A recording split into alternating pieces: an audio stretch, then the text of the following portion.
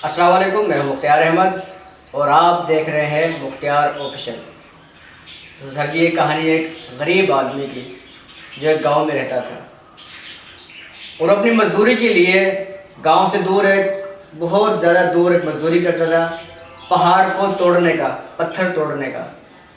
तो वो रोज़ाना पहाड़ तोड़कर, पत्थर तोड़कर थोड़ी सी मजदूरी लेकर घर आता और अपने बच्चों में खुशहाल ज़िंदगी गुजार रहा था। एक दिन वो रास्ते से आ रहा था। उसने सोचा कि मैं इतनी मेहनत से काम करता हूँ और पूरा दिन दिहाड़ी लगाकर थोड़े से जो पैसे मुझे मिलते हैं, बड़ी मुश्किल से मेरा और मेरे बच्चों का गुजारा होता है।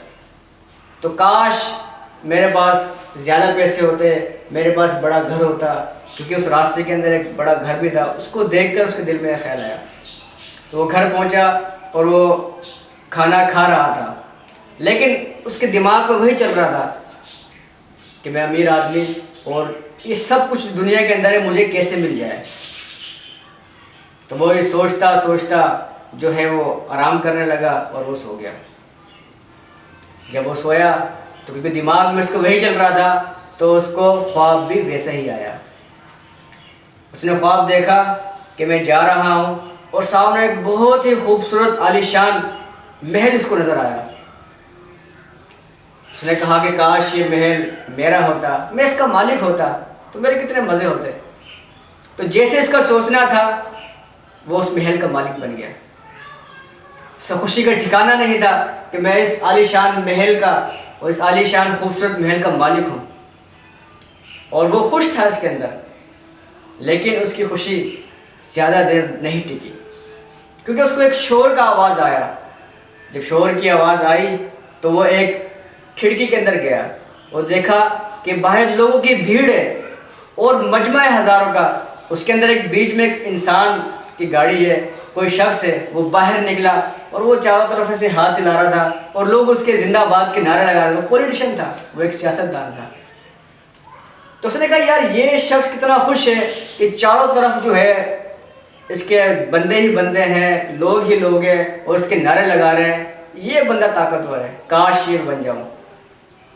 तो उसका ये सोचना ही था, वो एक पॉलिटिशियन बन गया और चारों तरफ जो है लोग उसके नारे लगाने लगे, जिंदाबाद के नारे लगाने लगे।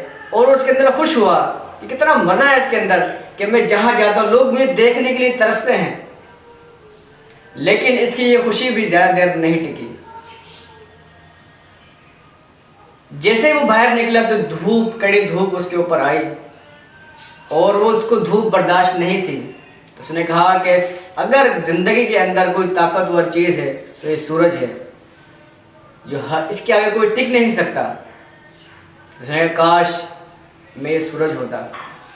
तो उसका ये काश का लफ्ज़ कहना था कि वो सूरज बन गया।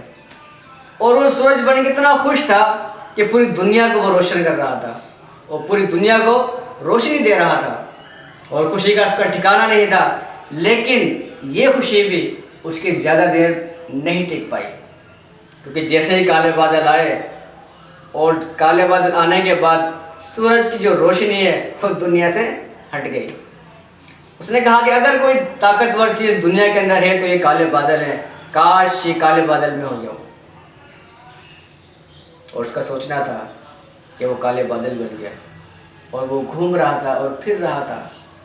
लेकिन जैसे ही हवाएं चली, उन काले बादलों को उड़ा के ले गई। ये खुशी भी उसकी ज़्यादा देर नहीं टिकी। तो उसने सोचा, काश मैं ये हवा होता, ये बहुत ज़्यादा ताकतवर है, जो बादलों को भी हटा कर ले गई। वो हवा बन गया। हवा बन गया तो बहुत ही ज़्यादा खुश हो गया कि हवा जो बहुत ज़्यादा ताकतवर होती है, कभी वो आराम आराम से चलता और कभी वो तूफान बन के चलता और जो उसके सामने आता उसको उड़ा ले जाता। वो और ज़्यादा खुश हुआ कि हवा तो सबसे ज़्यादा ताकतवर है, क्योंकि कोई चीज़ उसके आगे तूफान बनता तो टिक नहीं पा रही थी। तो लेकिन एक बड़ा सा पहाड़ उसके आगे आया, जो कि उसका बाल ही भीगा नहीं कर सकती थी हवा। वो बहुत ज़्यादा मजबूत था और हवा और तूफान उसको टकराता, उसको टकरा कर निकल जाती, लेकिन वो हिलता भी नहीं था। तो उसको समझ में आ गया और उसकी ये खुशी भी ज़्यादा देर नहीं टिकी। उसने कहा, काश ये मैं पहाड़ होता। तो उसका सोचना ही था, तो वो पहाड़ बन गया। जब वो पहाड़ बन गया तो उसको एक मजबूती का और एक ताकतवर होने का एहसास हुआ कि मैं ताकतवर भी हूँ, मजबूत भी हूँ, कोई मुझे हिला नहीं सकता। और उसकी खुशी का ठिकाना नहीं था। लेकिन ये खुशी भी उसकी ज़्यादा देर नहीं टिकी, क्योंकि उसको एक आवाज़ आई, जानी पहचानी आवाज़ आई कि कोई उसे तोड़ रहा है, कोई उसे मार रहा है, और वो तकलीफ़ में तड़प रहा था। उसने कहा कि ये पहाड़ भी ज़्यादा ताकतवर नहीं, ताकतवर तो वो है जो उसको तोड़ रहा है, जिसको तकलीफ़ पहुंचा रहा है। उसने कहा काश मैं वो होता जो उसको तकलीफ़ पहुंचा रहा है, जिसको तोड़ रहा है वो ज़्यादा ताकतवर है। लेकिन इस बार इसकी ये दुआ कबूल नहीं हो रही थी और इसकी तकलीफ़ बढ़ रही थी और वो बेचैन था अपने ख्वाब के अंदर। वो तड़प रहा था, कभी इस करवट कभी इस करवट।